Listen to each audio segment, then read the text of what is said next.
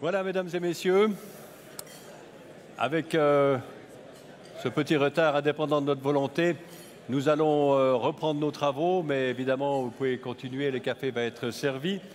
Et nous allons entrer immédiatement en contact avec le conférencier suivant, qui malheureusement n'est pas présent physiquement, mais heureusement, vu qu'il est absolument incontournable, il est présent depuis Londres en vidéoconférence. Denis Oswald est avocat à Neuchâtel, mais c'est aussi, dans le monde du sport, un personnage hors du commun, jugé plus tôt. Ça a d'abord été un athlète, un rameur, qui a participé à 3 Jeux olympiques, en 68, 72 et en 76, avec, en 68 à Mexico, une médaille de bronze dans l'épreuve du 4 en pointe. Ensuite, depuis 1989, il a été président de la Fédération internationale d'aviron, ce qu'il est toujours. En 1991, il est membre du CIO. En 2000, il devient membre du conseil exécutif du CIO. En 2005, il est nommé président du comité de coordination du CIO pour les Jeux olympiques 2012 de Londres, qui viennent de se terminer en termes de compétition et qui se poursuivent à partir d'aujourd'hui ou d'hier soir avec la cérémonie d'ouverture par les Paralympiques. On comprend très bien dès lors, Monsieur Oswald, que nous avons plaisir à saluer, que vous n'ayez pas pu vous joindre à nous aujourd'hui, mais nous sommes très sensibles au fait que vous le soyez par l'image et par le son.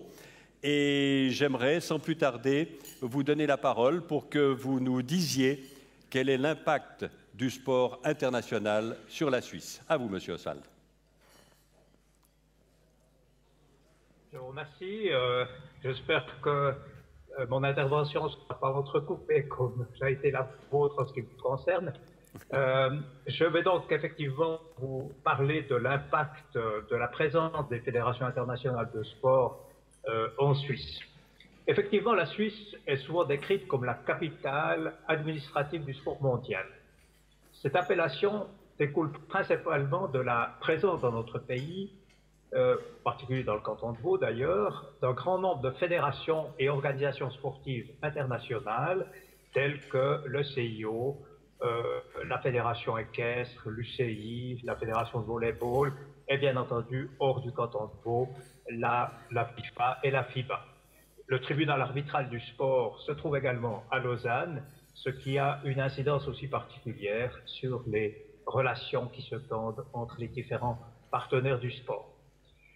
Cela signifie que dans le seul canton de Vaud, on a environ une 60aine d'organisations de sport internationales, et si on ajoute celles qui se trouvent dans d'autres parties du pays, on en est à plus de 80, ce qui effectivement représente que l'on trouve dans aucun autre pays. Alors il y a plusieurs raisons de nature différente qui sont à l'origine de cette concentration d'organisations sportives en Suisse. Et dans un premier temps, je vais essayer de les identifier. Et puis dans un deuxième temps, nous parlerons précisément de l'impact que cette présence peut avoir en Suisse sur les plans économiques, politiques, et puis aussi sur le plan de l'image et du prestige et de la notoriété. Alors tout d'abord sur les motifs de cette présence. Je crois qu'il faut remonter un tout petit peu dans l'histoire. Le sport moderne est né vers la fin du XIXe siècle, en Grande-Bretagne d'ailleurs, mais très vite, les Anglais ont amené les sports sur le continent et la Suisse a été très avancée dans ce domaine puisque de nombreux clubs de sport se sont constitués dans notre pays.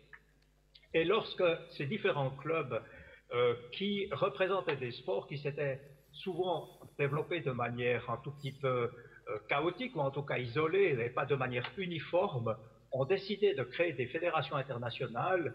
Le but principal était d'unifier des règles afin précisément de permettre à des compétitions internationales de se dérouler. Si je prends brièvement l'exemple de mon sport, de l'aviron, on avait des bateaux différents dans les différents pays, les distances de course étaient différentes également, et puis surtout, les parcours étaient différents, c'est-à-dire que dans certains pays, on faisait des allers-retours, dans d'autres, on faisait des lignes droites, ou même, comme à la voile, on faisait en aviron des courses en triangle. Donc, impossible d'organiser des compétitions internationales sans unifier les règles. Et c'est à cette occasion que, précisément, sont nées les fédérations internationales de sport. Donc, les premières, la Fédération d'aviron était justement la toute première en 1892, donc dès la fin du 19e siècle.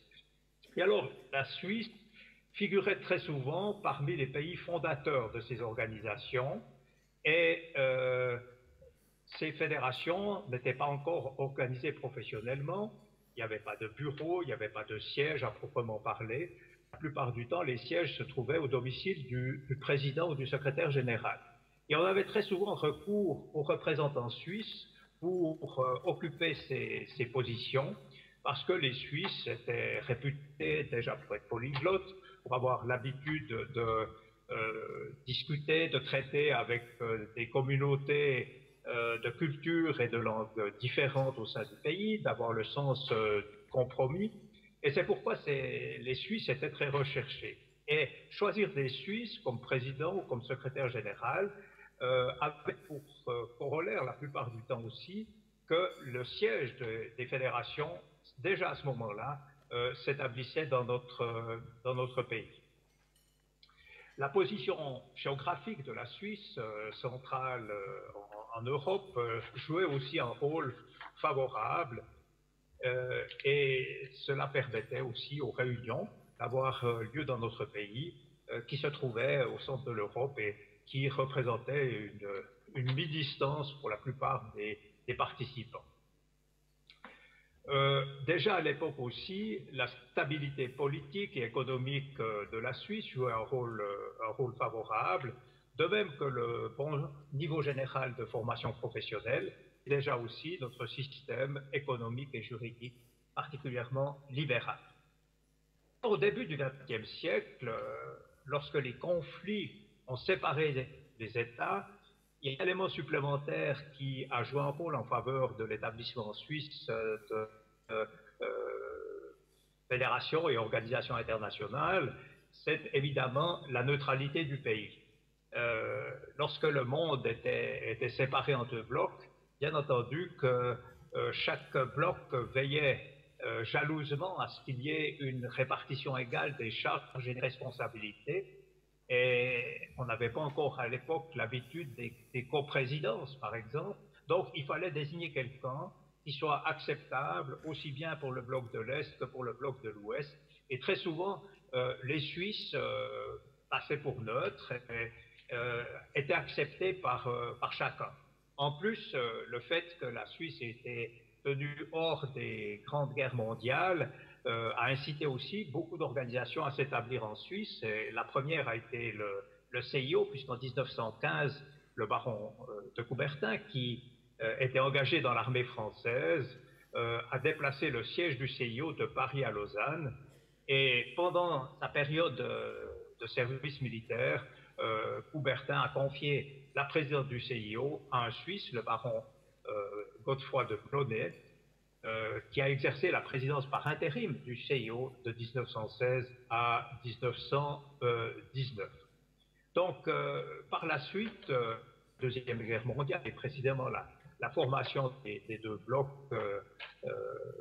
la volonté de recourir à des Suisses pour occuper des fonctions dirigeantes s'est encore renforcée et ceci a joué en faveur de l'établissement en Suisse d'un nombre encore plus grand de fédérations internationales. Il y a eu des raisons supplémentaires aussi qui sont apparues au cours de ces dernières années. Je dirais que la première, c'est, on pourrait parler d'effet boule de neige en fait, c'est la concentration de fédérations à un même endroit présente des avantages dont la plupart veulent profiter. Avec toutes les fédérations qui se trouvent à Lausanne, il y a des contacts extrêmement étroits entre les fédérations. Ça a permis de développer des collaborations, des synergies, d'organiser très facilement des réunions communes pour essayer de traiter de problèmes qui sont communs à précisément toutes les fédérations internationales. Et puis la présence du CIO a aussi eu un effet attractif puisque les fédérations internationales qui sont responsables de tous les aspects techniques de leur sport au jeu ont énormément de problèmes ou de questions à traiter avec le CIO.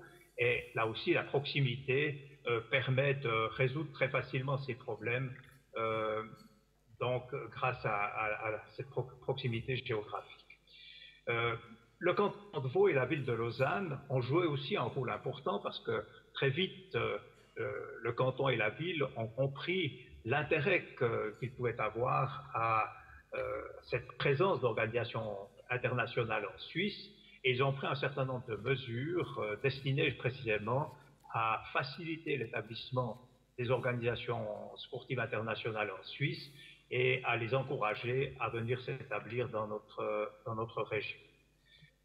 Il y a bien sûr encore d'autres arguments. J'ai un peu résumé la situation. Je crois qu'on peut peut-être mentionner encore une fois la qualité de notre législation et la souplesse qui la caractérise, en particulier dans le domaine des associations.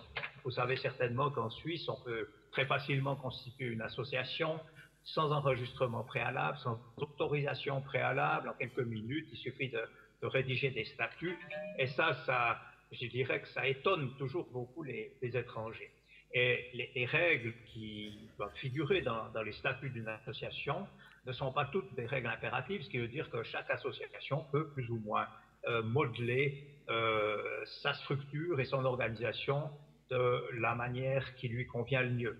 Et pour des organisations internationales qui doivent traiter avec toute une série de pays au régime différent, c'est évidemment un grand avantage.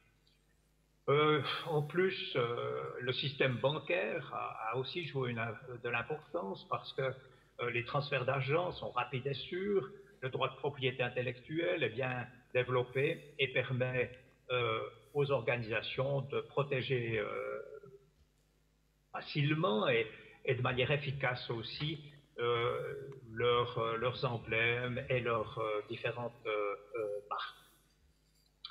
Alors, ces arguments sont évidemment les arguments qui ont poussé beaucoup de fédérations internationales à s'établir en Suisse, mais cela ne veut pas dire que la Suisse représente un appel auquel on ne peut pas résister. D'ailleurs, il existe encore toute une série de fédérations internationales qui ne sont pas établies en Suisse. Donc, il y a quand même aussi un certain nombre de réserves qui sont faites par nos collègues de certaines organisations internationales.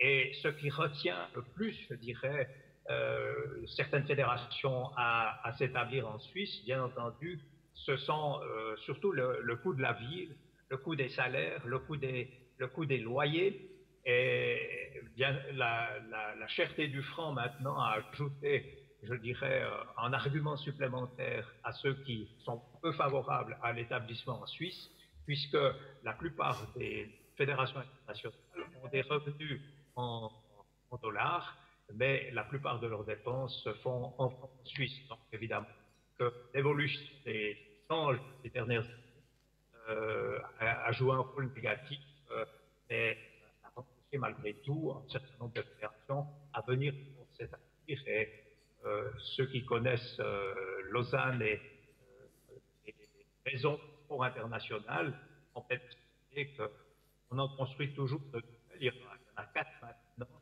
et on part d'une 5e, ce qui veut dire qu'il y a une concentration dans ces bâtiments-là de beaucoup d'organisations de sport internationales. On va passer maintenant à la deuxième partie qui sera relativement brève, mais qui touche l'impact de la présence de cette organisation dans notre pays. Cet impact est de deux ordres. Un impact immatériel, intangible, sous forme d'image, de notoriété, de prestige, soit des éléments qui ne sont pas quantifiables et qui certainement réduisent des effets indirects de pratique. Et puis le deuxième aspect de cette pratique. Excusez-moi, Monsieur Oswald, on a beaucoup de peine à vous entendre. La ligne est tout à coup devenue de très mauvaise qualité. On va essayer de faire quelque chose. J'aimerais que la régie m'informe de ce qu'elle entend faire. Alors, on va essayer de passer à l'interview en attendant de rétablir la ligne ou de voir si elle s'améliore. J'aimerais juste qu'on dise deux mots. Est-ce Oui. que vous m'entendez tout d'abord? Oui, je vous entends. Très bien. Ah, Oui. c'est déjà une bonne chose. On aimerait bien vous entendre, vous aussi.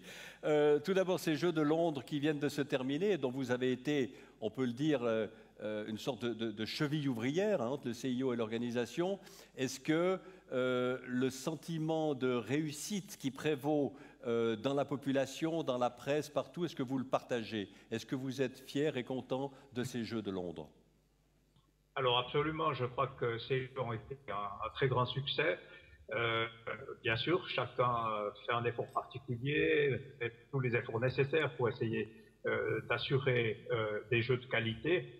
Mais la réussite n'est jamais absolument garantie. Il y a beaucoup d'impondérables et en fait, il y a beaucoup d'éléments sur lesquels nous pouvions avoir des doutes, mais qui en fait se sont parfaitement bien réalisés. L'enthousiasme du public a été énorme. Euh, on le sait, toutes les places étaient vendues. Il y a une demande de billets qui était 10 fois supérieure à l'offre. Et des stades vraiment enthousiastes avec des gens qui, on le sentait, aimaient le sport, soutenaient bien entendu les athlètes britanniques, mais néanmoins encourageaient les autres sportifs et reconnaissaient aussi la valeur des performances réalisées par d'autres. Donc ça a créé une excellente ambiance. Les sites de compétition avaient été merveilleusement bien réalisés. C'est une collaboration entre chacune des fédérations de sport et le comité d'organisation. Mais ces sites étaient parmi les meilleurs et beaucoup de fédérations ont les ont décrits même comme les meilleurs qu'ils aient eu lors de Jeux olympiques. Donc, et puis, peut-être un dernier commentaire, les quelques craintes qu'on pouvait avoir sur le temps, sur la circulation dans la ville, en fait, ne se sont pas réalisées. Il a fait beaucoup plus beau que ce qu'on craignait. Et puis, il n'y a pas eu de gros embouteillages, il n'y a pas eu de problème majeur de circulation dans la ville. Donc, ça a contribué à ce que ces jeux restent dans les mémoires comme d'excellents jeux, pour ne pas dire les meilleurs. Comme la ligne est nettement meilleure maintenant, je vous propose de reprendre votre exposé, qu'on en était resté à l'examen de l'impact que cette présence des fédérations internationales en Suisse exerce sur notre pays. Très bien. Alors, effectivement, le deuxième aspect dont je voulais parler, c'est l'impact matériel, économique, qui est quand même assez considérable et qui me permettra de vous donner quelques chiffres aussi. Le premier aspect, c'est l'aspect des emplois. Toutes ces organisations internationales, évidemment, emploient un certain nombre de personnes. Le CIO emploie près de 350 personnes. Il y en a à peu près autant à la FIFA, à l'UEFA. Et dans une lettre adressée aux fédérations très récemment par le conseiller d'État Lebas, il parle de 1200 emplois dans le canton de Vaud liés directement à la présence des organisations de sport. Donc ces 1200 personnes sont des contribuables déjà, elles sont des gens qui habitent et qui vivent dans le canton de Vaud ou dans les environs et qui sont consommateurs, qui payent des loyers, enfin qui font vivre l'économie de la région. Les fédérations elles-mêmes, naturellement, ont recours à des services, ont des achats à faire, certains ont construit leur siège, le CIO a construit le musée, il y a eu pour plus de 100 millions de travaux et cet argent, évidemment, a permis de rémunérer des entreprises locales. Actuellement, les transformations qui sont faites au musée représentent un budget de 50 millions et pratiquement tous les travaux sont exécutés par des entreprises de la région. Donc il y a un effet extrêmement important. Maintenant, il y a aussi l'aspect des réunions de ces organisations de sport qui, la plupart du temps, ont lieu à Lausanne. Donc ce sont des gens qui ont recours à nos services aériens, nos services ferroviaires, et ensuite qui font marcher l'hôtellerie. La plupart du temps, ces gens viennent accompagner. Quand monsieur ou madame participe aux réunions, la deuxième moitié du couple va peut-être faire du shopping et fait marcher aussi, à ce point de vue-là, l'industrie locale. Donc, tout ça représente des chiffres. Il y a des études d'impact qui ont été réalisées. Je crois que la dernière a été faite par la ISTS sur la période de 2004 à 2007, et on parvient à un impact économique moyen de pratiquement 200 millions pour le canton de Vaud. Donc c'est quand même un chiffre important. On peut l'extrapoler à la Suisse si on tient compte de la présence d'autres fédérations, notamment de la FIFA, du hockey sur glace à Zurich, et certainement qu'on dépasse les 300 millions par année. Donc ça représente, en dehors de l'aspect effectivement du prestige et de l'image du pays, ça représente sur le plan économique un avantage aussi certain. Alors en conclusion, j'aimerais peut-être revenir sur un point qui a occupé les médias il y a quelques semaines et qui revient assez régulièrement, c'est les avantages dont bénéficient en Suisse précisément ces organisations de sport. Il faut tout mettre dans la balance. Il y a effectivement des avantages fiscaux qui sont accordés à ces organisations de sport, mais en réalité, ces avantages fiscaux ne représentent pas grand-chose parce que les organisations internationales de sport gèrent effectivement des sommes importantes, mais celles-ci sont redistribuées à leurs membres. Si on prend l'exemple du CIO, le CIO ne conserve que 9% de ses revenus, tout le reste est redistribué aux différents comités nationaux olympiques, aux différentes fédérations internationales, en particulier pour leur programme de développement.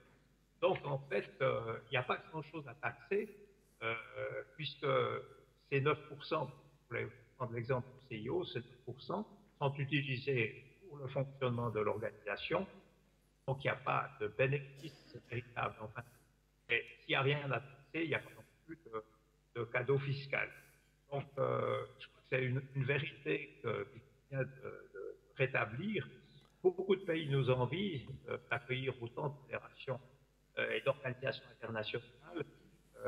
Beaucoup, d'ailleurs, ont des offres d'attirer chez elles aussi des organisations, et ce sont des offres qui sont plus favorables que celles qui sont faites en Suisse. Mais la présence du CIO, du tribunal du sport et d'autres organisations fait qu'il y a un mouvement qui s'est créé et que c'est très difficile de revenir en arrière.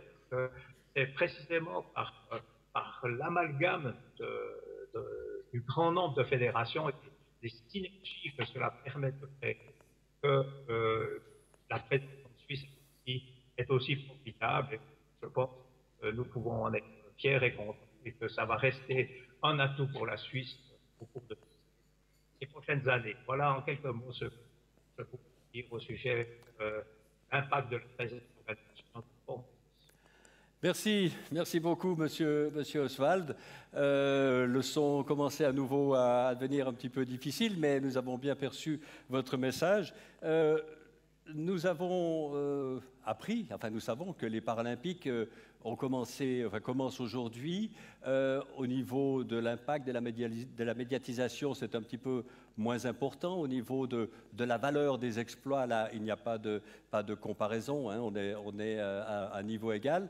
Au niveau de la préparation, est-ce que cela vous a demandé autant de concentration, de travail que les grands jeux, entre guillemets? Alors, la commission de coordination que je présidais s'est occupée aussi bien des préparatifs des Jeux olympiques que des Jeux paralympiques. Le comité d'organisation était le même, ce qui n'a pas toujours été le cas dans le passé. Les Jeux paralympiques sont d'une certaine manière plus simples parce qu'il y a moins de sport et moins de concurrents, mais sur le plan logistique sont peut-être plus compliqués. Précisément en raison des handicaps dont souffrent les athlètes. Beaucoup sont en chaise roulante, donc il faut assurer tous les accès. Les transports sont évidemment plus difficiles aussi. Il y a un certain nombre d'athlètes malvoyants qui ont des chiens, donc il faut aussi prévoir tout ce qu'il faut pour abriter les chiens. L'encadrement est aussi plus nombreux pour la plupart de ces athlètes qui ont besoin d'aide et d'assistance. Donc, ce sont des problèmes un tout petit peu différents, mais ils ont été aussi bien maîtrisés par le comité d'organisation. Les sites sont pratiquement les mêmes pour beaucoup de sports, sont des sites différents pour certains sports, puisque, étant donné qu'il y a moins de sports au programme, cela a permis aussi de concentrer davantage les parcs olympiques et de renoncer à un certain nombre d'installations sportives qui se trouvaient à l'extérieur du parc. Merci. J'aurais une ultime question à vous poser, si vous le permettez. Vous avez évoqué tout à l'heure le passage éphémère de Godefroy de Blonay à la présidence du CIO entre 1916 et 1919. On sait que Jacques Rogge arrive au terme de son mandat. Est-ce qu'on peut imaginer, vu votre cursus, une candidature de Denis Oswald à la prochaine présidence du CIO? Alors, écoutez, il y a encore plus d'une année jusqu'à la session qui désignera son successeur. Je n'ai pas encore vraiment beaucoup réfléchi à cette question et j'ai surtout pas pris de décision.